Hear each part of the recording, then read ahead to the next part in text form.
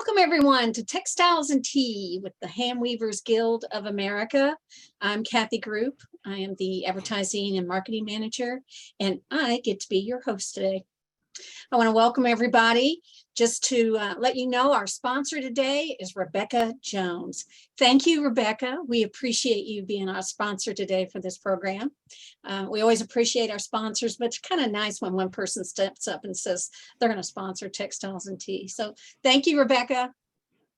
We have questions today, as always. They'll be the last 15 minutes of the program. Please put your questions in the Q&A and not in the chat. I love the comments in the chat. Keep those coming, but I can't see those very well. I can see the Q&A much better. Today, we have Concepcion Tharin. Concepcion is a traditional backstrap weaver in the style of pik'bil, a fine gauze-like cotton weave. And she started this when she was 8 years old. Her traditional backstrap weaving is one of the few sources of income for the women of her village. And though each blouse takes a month to weave, can you imagine that?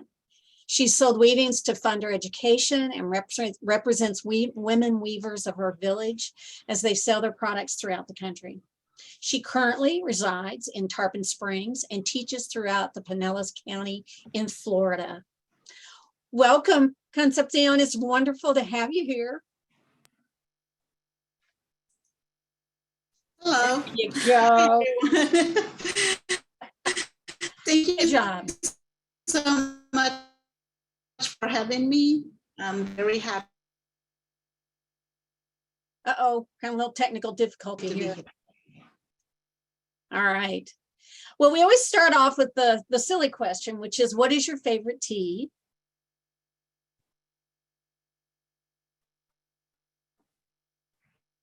Uh-oh. My favorite tea is. Can you say that again? I missed it. I'm sorry. Oh, my favorite tea is chamomile. Oh, okay. La manzanilla in Spanish, I suppose. I love those tea. Well, good. Yeah. All right. Can you talk a little bit about how you got started in weaving? I mentioned earlier that you were 8 years old, but can you expand on that a little bit? Yes. I started weaving when I was 8 years old because my mom and my sister, they sit every day in front of the house to do their weaving. And then I got interested on the weaving, like they do that. And then I saw like, I have the leftover thread and I start playing with it. I collect the sticks and I start playing with it. And then my mom said, oh, you are quite ready to learn to weave. So we're gonna set you a loom and me and your sister are gonna teach you how to weave. So that's when I started when I was 8 years old. And they set me a small piece with a little bit thicker thread, not the cotton one, because she didn't want to give me that one first. Since then, I get much interested on it. Mm-hmm. Yeah. So that's where I start when my mom realized like, oh, you're ready, finish this piece. And then after that, we're going to teach you how to weave on the pik'bil style, which is the white on white. It's quite a big challenge at the very first time, but I started slowly. Nothing happened really fast. That's great. Yeah. Yes. We're going to talk more about that, but now this may be my own ignorance showing, but when I think of Mayan weaving, I always picture bright, intense colors and kind of a heavy weave. And these next images that we're going to show, these pieces are very light. They are sheer. You can see all by the image on the right how sheer it is, and it is white on white. Now, would we see this kind of weaving only in your village? Yes, it's a very, very interesting question, and it's a good to answer. This is every town in Guatemala, they have their own traditional textile. Like we got our traditional, I live in Coban, Alta Verapaz. So the traditional in that town, it's called pik'bil style. It's only white on white in the cotton gauze. So why they call pik'bil, it's because all the design you created and weave inside, you all the time picking the warp thread to put the design through the weft side. Okay. So with your finger, you're picking it and counting as you go. That's why they call that pik'bil. But every town they have a different traditional weaving, like another town called Tactic. Tactic, it's a little bit more thicker than what we do. Mhm. It's thick and the design are so many of them and different colors. So, and then there's another town like Chamelco, it's another town. It's almost like this one, but the weaving they do, it's like they go in two different weft. They skip two weft thread while they go through the design. So it's a little bit thicker than this one, but still white. And then another, like out of the Guatemala in the other side, it's more thick and heavy, like you said. There is a place where you can find a textile heavy and with many colors inside. So every town, they have their names and they have their own traditional textile. For example, in my town, the woman only used the white top, like the one I'm wearing it. So that's what women wear like 1980s, 1990s, but slowly started to change, like other color with peel arrived and they stopped using only white. So yes, there is a lot of thick woven, but like I say, it's different in each town. Mm-hmm. Like 30 minutes away, it's different type of weaving and textile. It's because they're traditional in their towns, what they're used. So we got lucky that we got the pik'bil style, which is the white on white. It's one of the most delicate weave to weave, that you have to cook the cornstarch, boil it, let it cool, and soak your warp thread inside to make it stronger so you can be available to weave those threads. Yeah. Well, that was my next question, is that you do soak the thread in the cornstarch and that it does make it stronger. But does it also help stabilize the pattern? Because the weave structure is so open, you know, it's not packed in real tight. And here's a great example of you, and you can see your fingers are working to put the pattern in. So does it help to keep the pattern stable?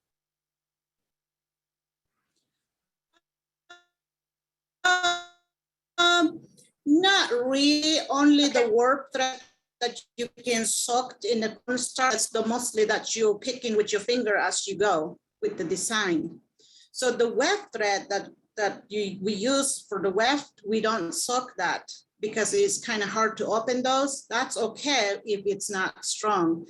Only the warp thread that needs to be stronger and be available to feel it every single time you go weft to the right, to the left. And the design, it doesn't stabilize with the design because it's already, we counted the design when we start. So it counting goes through all that. So it doesn't need to be stronger, the design. Right. Yeah. I think we got, yeah, here we go. Concepcion, let's try something. We're losing your audio. So why don't we try this? Turn your image off. Okay. I don't know if that's going to help or not, but let's give it a shot. While you talk about this piece that we've got up here, because this is the finished piece to what we just saw, right? Yes. Okay, so turn your audio off. There you go. And tell us about this piece, would Okay. you? Yes.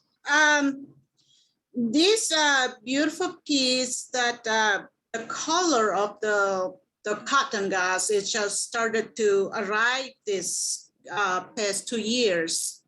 So they start changing the color, and I was so happy that I found kind of purple or pink or light pink something.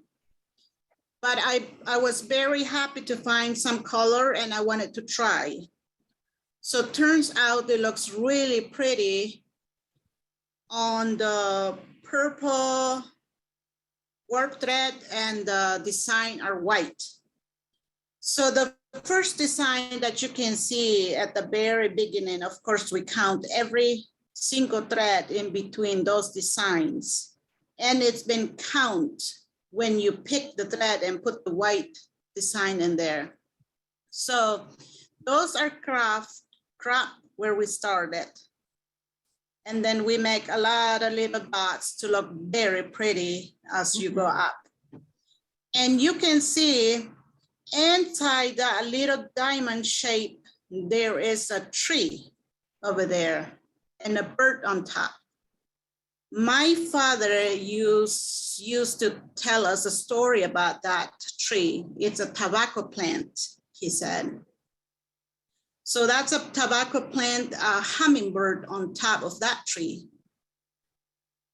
So what he said a long time ago, the sun is the god, it's the Hunahpu on the Mayans god. Hunahpu, and the weaver is Ishbalamke, which is the moon now. So the moon is the god of the weavers, like Ishbalamke. So my dad said that the lady Ishbalamke sits under the tobacco plant in front of her house, weaving every day. And then one day a young man started to come by pretending that he's gonna go hunting a deer. So every day he passed in front of her house. And then one day the lady got mad, like, I don't want him to go by my house anymore. So he poured some kind of gooey stuff on the path where he used to walk all the time. And when he came back from the hunting, he slipped in there, and then all spill out, the ashes came inside the deer, what he was wearing. He was carrying it.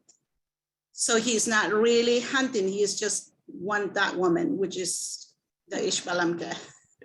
So after that, he said, like, okay, so it didn't work that. Now I'm gonna turn into a hummingbird. So the Hunahpu turned into a hummingbird and sits on top of the tobacco plant every day. So that's why the weaver start weaving this tree, the bird on top of the tree. Yeah, so it was really interesting story that my dad always tell us. Oh, that's a great story. Thank you for sharing that. Yeah, that's wonderful. So that's why we always weave this design. Like, it's really pretty. That's why we try to create the design like that. Well, I'm going to ask you more about designs in a little bit, but now I want to ask you about designing. So do you draw out your design ahead of time? Do you kind of wing it and do it as you go? How do you do that? Like on this image, did you know at the beginning that you would have at least, you know, X amount of tobacco plants, or did you just kind of start weaving and see? We never draw anything about design. For us, it takes more times to draw in the paper and then start doing it. So we never actually draw anything about it. We just figure it out in our brain or in our eyes. Like if I see some pictures in the wall, like looks like maybe I can weave into my textile. So I can think like, oh, how many I'm gonna skip between a man and a woman if I do a one man and one woman. So we kind of think like, how many warp thread would I skip? And then how many would I start with? And sometimes we have problem seeing it, or they come even or straight up.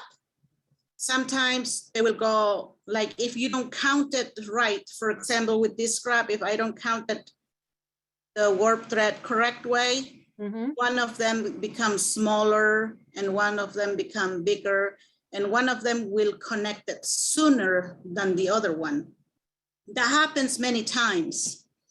So it's because with our counting, if we miscount, or we don't know exactly how many warp thread between those designs that we have to do it. So if the first one didn't come out right, the next one will turn out perfect, like the way you imagine you want to happen. And most of them, the design that we do, we've been taught by my sister and my mother, like they remember how many you're supposed to pick and how many you're supposed to skip. So that way you will stay in line and straight as it goes. Well, this is incredibly balanced. It's just gorgeous. Yes, because this is how many practice. So yeah, but from the very beginning, it's quite hard and challenging. Like I said, if you miscount or one of your thread pull off, and you have to start over again, or you can just ignore that one and continue to do the better job. Well, you talk about how it takes a month to make a blouse. So how do you stay focused? And as you're talking about, you got to keep counting and you got to stay focused where you are, in your weaving. How do you do that? Was this something that you've always been able to do? Are you one of these people that can focus, or was this something that you struggled with, or? Well, this is interesting question. It is true that some of us love to weave, or some of us want to try. If you don't love to do it, or you don't actually, that's exactly what you want to do it, it's hard to focus. Hard to sit down, because this type of weaving, you have to be attached to the post, and then your back strap goes around you, and you don't get to move too much. Like, I want to twist, or I want to move my leg this way or that way. You don't actually move at all. You just sit there in one position, like, and then focus on the weaving. And I think, in my opinion, that if you really, really love this type of weaving, you can focus more than anything on a piece. Because that's the way I was when as soon as I know that I want to weave, and this is really beautiful, that I can create clothes, I'm going for it. If I know that my first piece I sold, that I was so amazed with the money that I got, because I was still young, and I thought it was amazing. So, and then after that, I start focusing on the weaving. And that's exactly what I want to do. I love doing it. And we stay focused on it. We eat breakfast around 8:30, we sit down. Sometimes we even like make our lunch.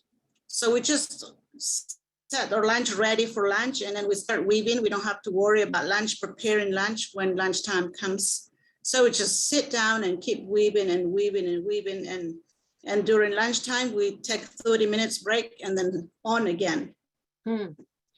So I think when you really, really love doing weaving, you focus more than anything on it. But like I said, if you don't really want it, you just like, oh, I'm tired, I need to quit, my eyes can't see, or something like that, or I need to go do this. But yeah, yeah, I think if you love it, you stay focused in it. And I don't know, but for me, I just love it. And I just want to do all the time, every day. Like if I don't weave for 2 days, I was like, oh, I'm so sad. I haven't touched my loom. I was like, I need to make time to do this. So yeah, that's one of the things, like if you love it, you're on it. Mhm. Yeah. You mentioned about going to school, or that when you sold it, how exciting it was to, make money. And I read earlier that that's how you went to school. Can you talk some more about that? How did you figure that out, that, oh, I can go to school? And you went to school when you were older, right? Yeah, we have public school in our village, and then one time they went, I don't know, some kind of head of the village people. They went to talk to my mom that you need to send your kids to school now that the girls are allowed to go to school. So you need to send her to school, and they can learn a little bit, even it's just writing their name or reading their name. That's the only thing they can do, but they are welcome, more than welcome to go to school a little bit, they tell her. And then of course she said like, oh no, what are they gonna learn? No, nothing they will learn. So, and then finally she said like, okay, we will try. So she sent me to school. I think maybe I was like 8 years old when she sent me to school. It's a public school. So I went for 2 years. Yeah, learned how to read my name and write my name. But after 2 or 3 years, the teacher don't get to the school every day. Like maybe they will get there twice a week. And of course we had to go. They say you have to come to school, the teacher will be here tomorrow. And of course never happened. So, and then finally I realized that I'm going to school just to waste my time. The teacher's not even there. We just go there to play and play almost all the time. So, and then figure it out in my head, like, what am I doing here? The loom at home is waiting for me. And you know what? I'm not going to go back to school because I'm just going to play every day. So I just stopped going to school and I will focus on the weaving. So that's what I did. I stopped going to school and then start weaving more and more. And then that's how I got better with the weaving. And then I sold one of my pieces and I was very happy that my mom brought me, oh, I sold you with pill. I said, oh, that's great. So my mom took it to the market and sold it in her basket, put in a basket and offered at the market. So I was so happy to do that, and I saved my money. And that's how I started. And after 3 or 4 years, I figured out that I can save my money. I can keep weaving, save my money, and then in a couple of years, I can pay my education like 1 hour away from my village. So I had to walk every Saturday to go to that school. And I start paying my own education because I still wanted to learn more. So that's how I did that. I saved my money and pay that, go every Saturday in the morning, walk like 45 minutes every morning, every Saturday, and go home again. So yeah, that's how I did that. But that's pretty amazing, especially I'm not going to go play, I'd rather go weave. I mean, this is a lot about you and your dedication and your strength, that you could have chosen the easy way. Instead, you went after what you wanted. That's wonderful. I just think that's amazing. Yeah, I mean, I feel like I don't know if I know how to weave. I know some beautiful thing that I really love to do it, and I see that I can make money. I take that. Yeah. Well, you talked about how you want to keep your tradition alive, your weaving tradition alive.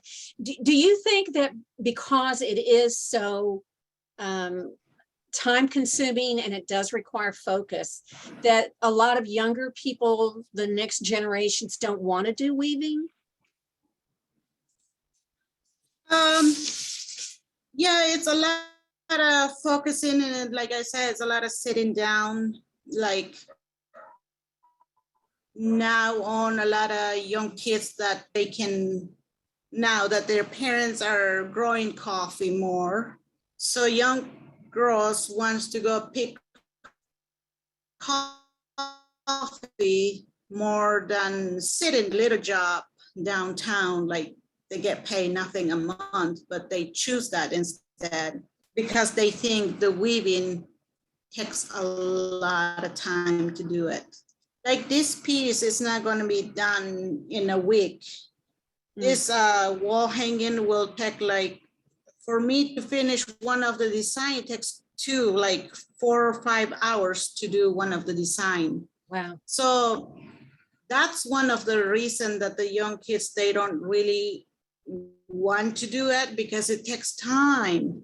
It's gonna take like how many weeks? And if they go pick up like 50 pounds of coffee, they get paid maybe tomorrow or the next day. So they want to do that easy instead of sitting down on one piece and you don't know if it's gonna take 3 weeks or 1 month. And then you don't know if you're gonna sell that, if you're gonna get paid your textile or where you're gonna sell it. So that's one of the problems that young people doesn't really want to get attached on it because they just, it takes time and you don't have where to sell it or who is gonna pay you a little bit more. Right. So if they go pick up coffee, they get the money the next day, even it's probably not much, but it's better than sitting for a week or a month on top of one blouse and you earn only 300 quetzales. Like how much is that? Like 10 or 20 bucks a dollar. So that's why young people doesn't really want to try now. Like I have a lot of my nieces that they know how to weave. They're really great at it. Like I saw a couple of their weaving, it's beautiful, but they don't really want to sit and do it and enjoy it. Yeah. Well, I want to go back to the symbolism. Now, this next piece we're going to look at, it's just lovely. And there are all kinds of symbols on there. Now, one's a harp and there's a duck and then it looks like a water jug. Are these symbols like specific to your village or area? Or these are just general symbols? And then how do you choose? How do you choose which symbol you're going to use? Most of these designs is, the first one is the leaf. It's that represent the papaya leaf. We call it's one of the plants that they fruit on Easter Day. So this is how exactly the leaf look like in a tree. So we copy that design is because of that plant, and the fruit that creates that tree, it's one of the traditional food in Guatemala in Easter Day. Because we're not supposed to eat meat on the Friday. And we eat the, and we eat the papaya because it's the plant fruit. It's a papaya with egg. So that's one of the traditional food on Easter. That's why we weave this leaf in our weaving. Oh, okay. And the duck is just to represent the animals. Like with the leaf, it's just to represent the tree, the leaf, and the duck is the same way, is represent all the bird, the duck that we raise in the village, that we have birds and ducks and stuff like that. And also the one that has in front of the duck is a star. The star that represent the star in the sky, the bright, and that's why we weave those. And also the jar, the little jar, those are the jar that we use for our flower. We put flower inside. So that's why we have that chart there. And the harp is one of the music that we use in my village all the time, in parties, in anywhere you go. Those are the harp that represent the harp, that the music that we use in my village. That's why the designs are there. And how do we choose the design? It's up to us if we want to mix the design. Like, for example, this like harp, jar, dogs, and a leaf. We imagine if we will write those things together. So that's how we put them there.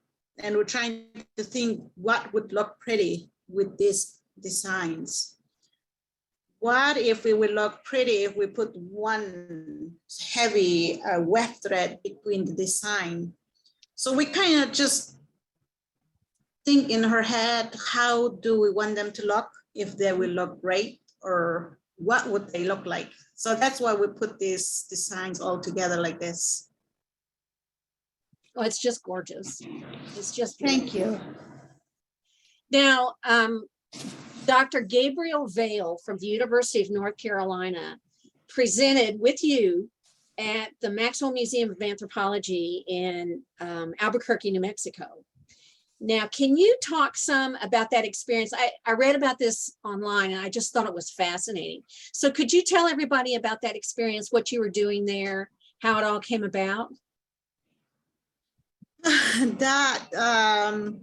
That visit, Dr. Bell invited me to one of that place.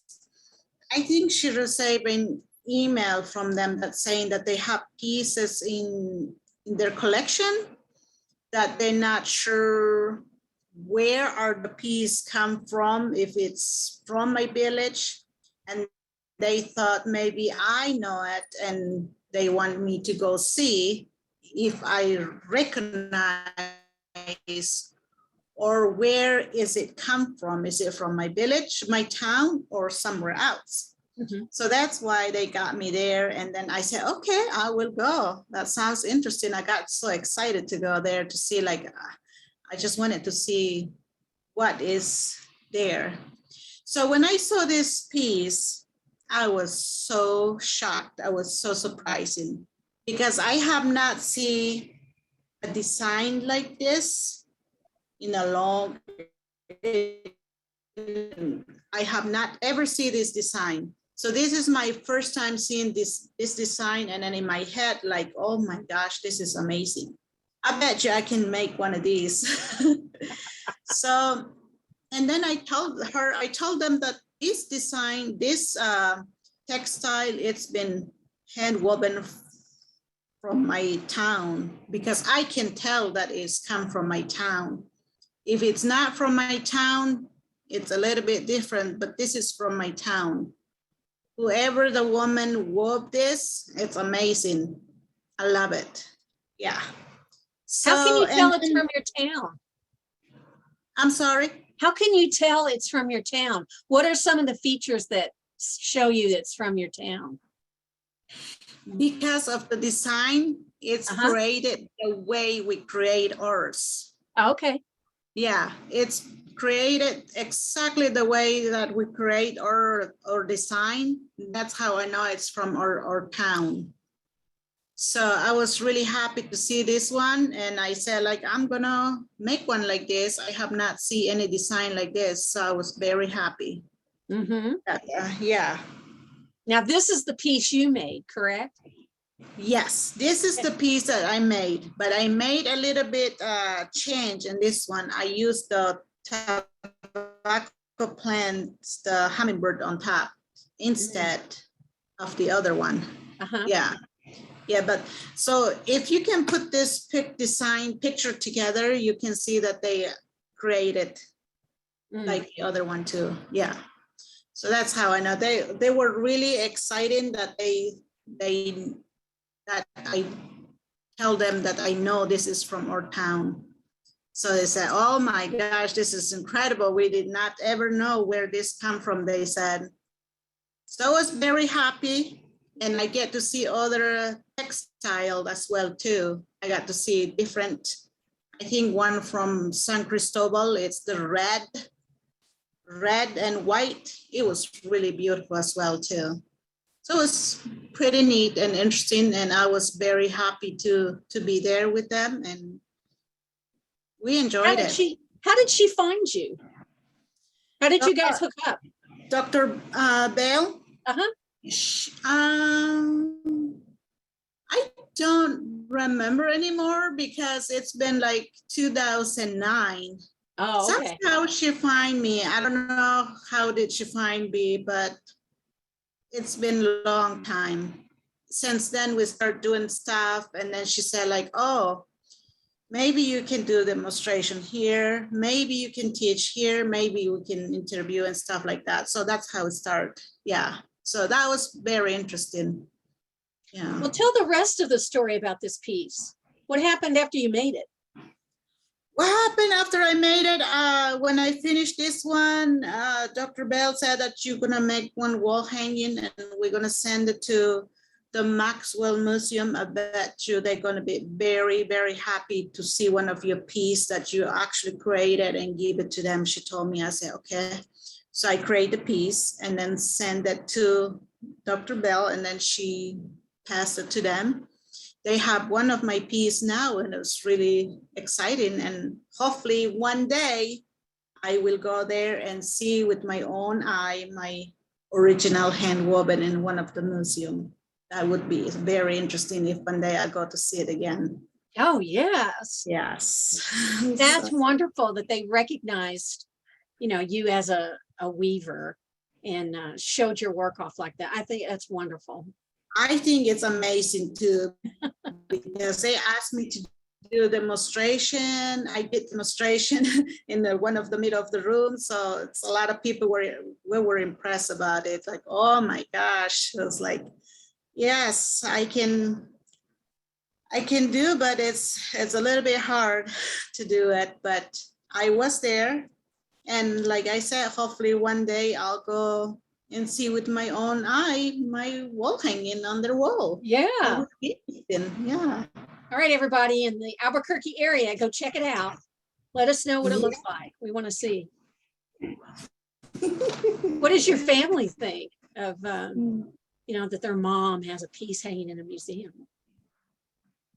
I don't know what they think about it. They don't really understand. Like if I tell them, oh, I sent this piece over here, oh my gosh, what did they say? Did they love it? Oh yeah, they love it. They think it's impressed. They think it's amazing because the way the textile is so fine and it takes a lot of time to do it. They're really happy. I tell them. They say, oh my gosh, that's so cool. I hope one day, well, they keep telling me, I hope one day you're gonna find a store for us to sell our textile. They've been keeping asking me like, you haven't found a store where you can sell our textile? They keep saying it. It's like, I'm trying, but it doesn't seem like it's happening fast. I tell them. So that's what they keep asking me. So besides selling, you do a lot of teaching, don't you? Don't you teach this technique, or you teach backstrap weaving? Yeah, in my area here, I'm teaching the backstrap weaving. I'm offering at the Danina Fine Art Center every Monday. Wow. And also, if somebody else like Dr. Bell, she organized a lot of teaching class in the other side, and I've been there with students, teaching them, and other group.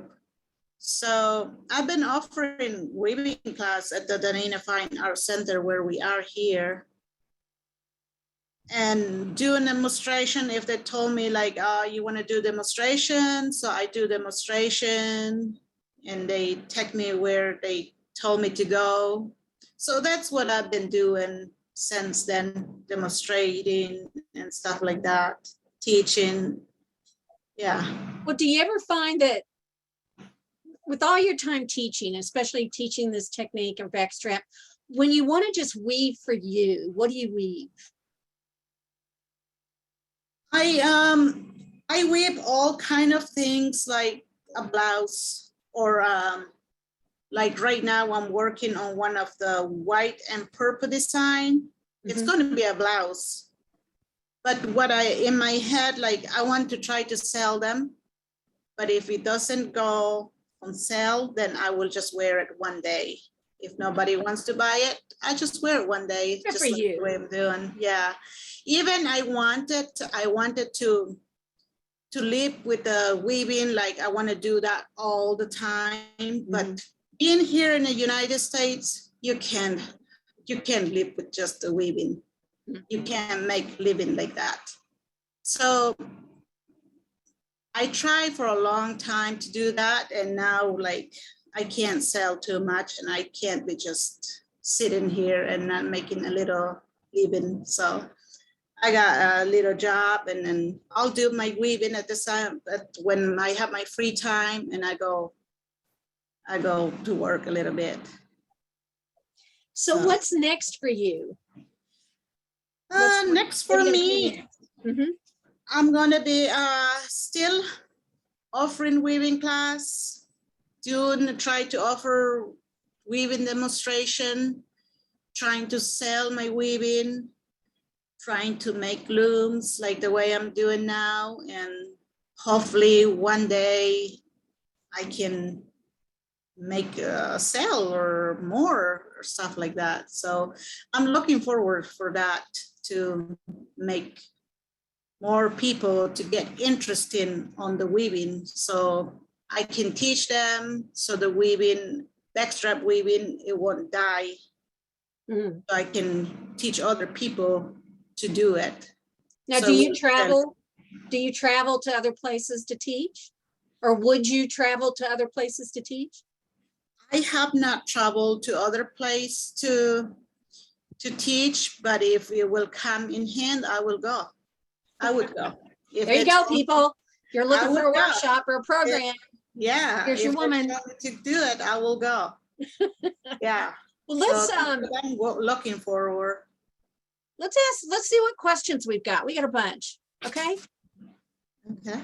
Oh, and this was good. I'm wondering about this too. This is from Christine Livingston. Where does your village source their fiber? Because you weave with cotton, right? Right. Okay. Where do you get your cotton from? This is the cotton we buy at the local store. There's a place where my mom go a long time ago. They call that village, that town, Karcha. It's like 30 minutes in a bus away from where we are from. So we go to a local store to buy the thread there. It used to be lots of thread yarn in the store, but and then now it's just like kind of stopping to arrive. I don't know if it's the pandemic or it's just not enough people weaving it. We don't know. So I had a hard time to find thread last year, but they're not arriving too much at the local store anymore. We bought them, yeah. So. Now, is that here in the US or in Guatemala? In Guatemala. Okay. Yeah, I tried to look here, but I couldn't find the 20/1. I think that's the number of the thread that we use. Wow, 21? Yeah. Wow. Yeah, so I didn't find here. I searched online, but I just can't find it. So I did tell my sister, please save some thread for me. If it arrives in the store, just save it. I will get it from you next time. And then she saved a packet for me, so that was great. This is from Marjorie Wheeler. She says, hello, Concepcion. Your work is beautiful. I think we all agree with that one. She said she was lucky enough to visit Guatemala with Mayan hands in the Lake Atitlan area. Atitlan area, yes. Is your village in the mountains? That's a different place. Okay. I was in, where? East, west, north, central island. Okay. Highlands. Right. Mine, it's in the Central Highlands. It's in a mountain. Right. It's So you're in the 5 mountain. hours in the bus from the Guatemala City.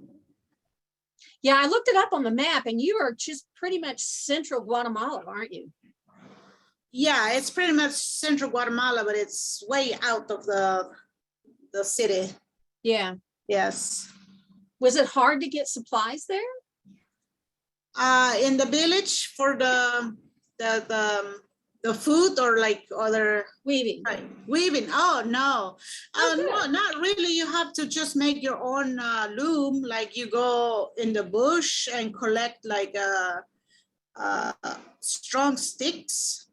They call rakshaan. I don't know what they call those in English, but we call rakshaan. It's one of the typical wood that you can cut for your loom, and you cut it and peel the skin out and then let it dry and make all the pieces together, and you put all together. Is You that just part put of it in your, the bush. do you teach that in your class? Do you have the students go out and find sticks and make their loom? Not here. Not here. We can't find sticks here. Oh, Yeah, I do go to the like Home Depot to buy the sticks and the wood, and then I just cut them, we sand them, we make, looks really nice. Yeah. I love that. Yes. I love that.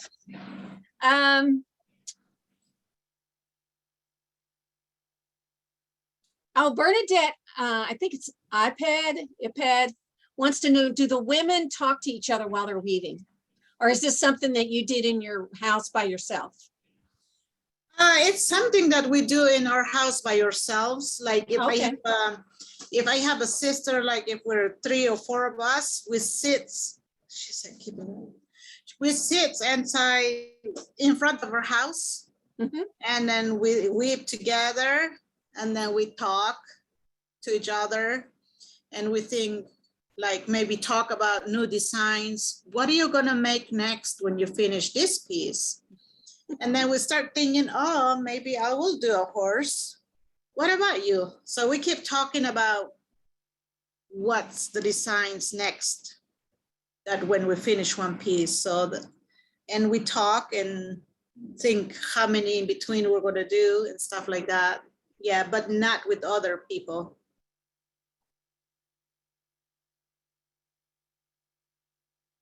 Oh, people want to know where you teach in Florida. I do offer weaving class at Taninan Fine Art Center. And that's in what city? It's Taninan Fine Art Center in Flora. Are you in Winter Haven? No. No. What's the city you live in? Right now, I'm in Tarpon Springs. Oh, that's right, Tarpon Springs. I just said. Yeah. So is the center in Tarpon Springs? No, it's another city. Oh, okay. It's Taninan Fine Art Center. It's a Taninan. It's another city, like 15 minutes away from me. Oh, okay. Yeah. That's where I offer that class. Okay. Oh, it's in Dunedin. Dunedin, yeah. Oh, so you're on the West Coast. Yeah. Okay. Kind of north of Tampa? I think so. Okay. Yes. Thank you, Joe, whoever put that in the, Joe put that in the chat. Thank you for doing that. Some of these you've answered as we've talked. So, a couple of people, and you can answer this if you want to know how you got into the U.S. Oh, it's interesting. How did I get in U.S.? Because in 2004, there's a Peace Corps volunteer arrived in my village. So, and he saw us weaving one time, and then they were looking for a weapil for one of the Peace Corps volunteer for his girlfriend.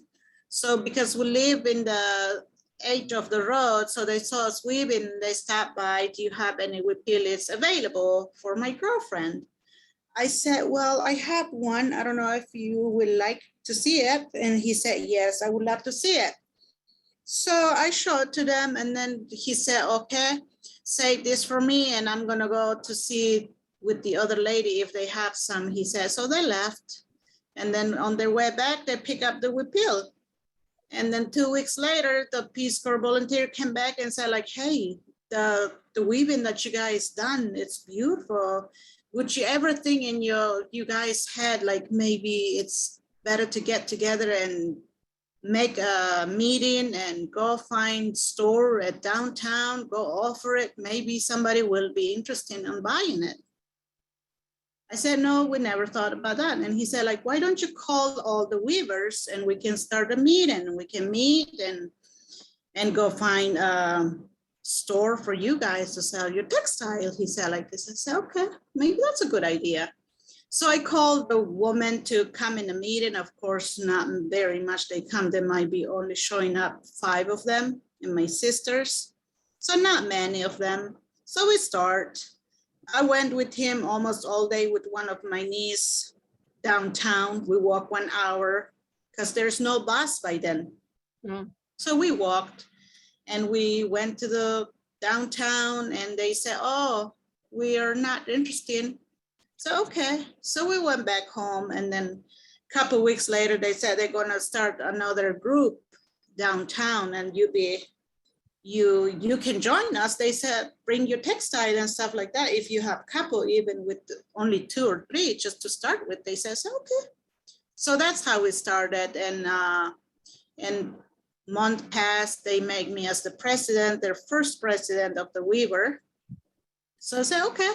So, and then more we see each other with the Peace Corps. So we fall in love and and then he said, oh, would you like to get married to me? I said, okay. So I got married 2006. And then I came in he brought me in the United States. That's why I'm here. Oh. Otherwise I wouldn't be. That's a great story. I love it. Otherwise I wouldn't be fell here. in love. You fell in love over weaving. Yes, that's right. It's just like the sun and the moon. You're right. Oh my gosh, that's perfect. That's perfect. They took each other, those two too. He just kept walking by. He kept walking by, but then he turned into a hummingbird, and then the lady got, like he said, like, oh, that bird is beautiful. I'm gonna shoot it. So I want to weave in my weaving. So he shot the hummingbird and start weaving on her weaving. But then my dad said, midnight, he turned into a human and they took over. They left. There you go. Well, thank you for sharing that story. I just thought it was a great story. I'm glad you shared that. Oh, thank you for having me. I have to get, I've told you before, I am amazed at your English, mainly because I cannot do another language. It's not my strength, but your English is, because I know you were worried about it. It's beautiful.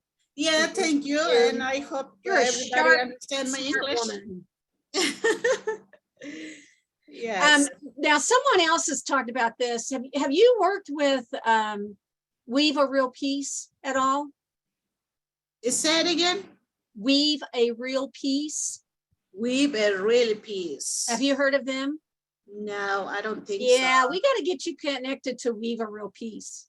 We'll get that information to you. Somebody else just asked that. That's an option for you to sell your work. Okay. And I'll talk to you more about that later. So okay, yeah. It's a big international folk art museum. Folk art market.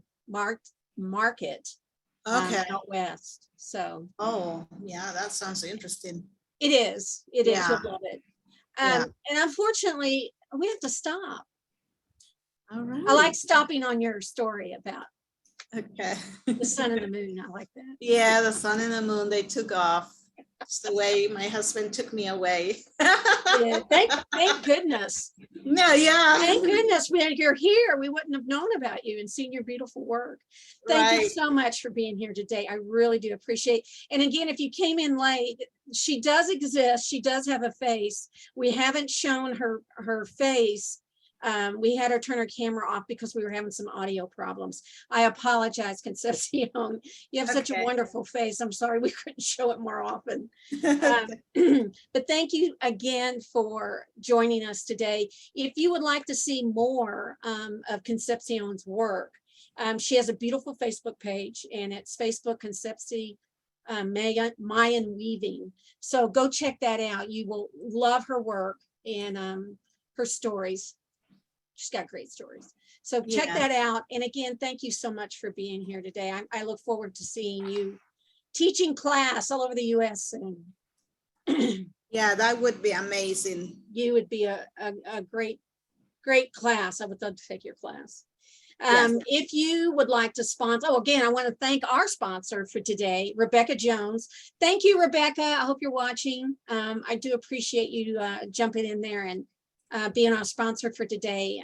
It's sponsors like this that keep our Textiles and Tea going. So if you would like to sponsor an episode of Textiles and Tea, or your guild or your business, please go online to weavespindye.org and you can learn more about sponsoring a specific date.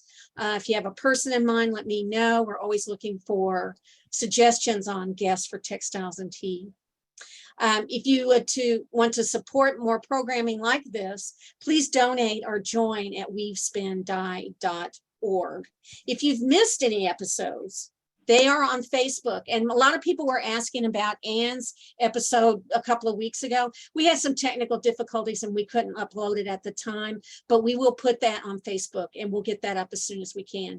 I've tried to respond to people on Facebook about that. So hang in there with us. It takes some time, but we'll get that episode up also. Thank you for being patient.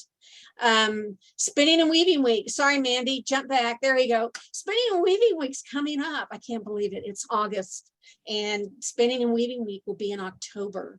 We will be, watch for more information. Registration will be opening up pretty soon if you want to sign up for all the different things that are going to be happening. And don't forget, this year we've added something new called Art Sparks, and there are going to be little mini classes that will be on Zoom, and that will be more information coming out about that soon. I want to thank everybody for coming today. Wonderful afternoon with Concepcion. It was great. Next week, we have Allie Dudley. She is from John Campbell. She's a young upcoming artist. I hope you'll join us next week. Have a wonderful week. Thank you all for being at Convergence. We are all finally back home now and getting back to work. Thank you so much and have a great week. Happy tea.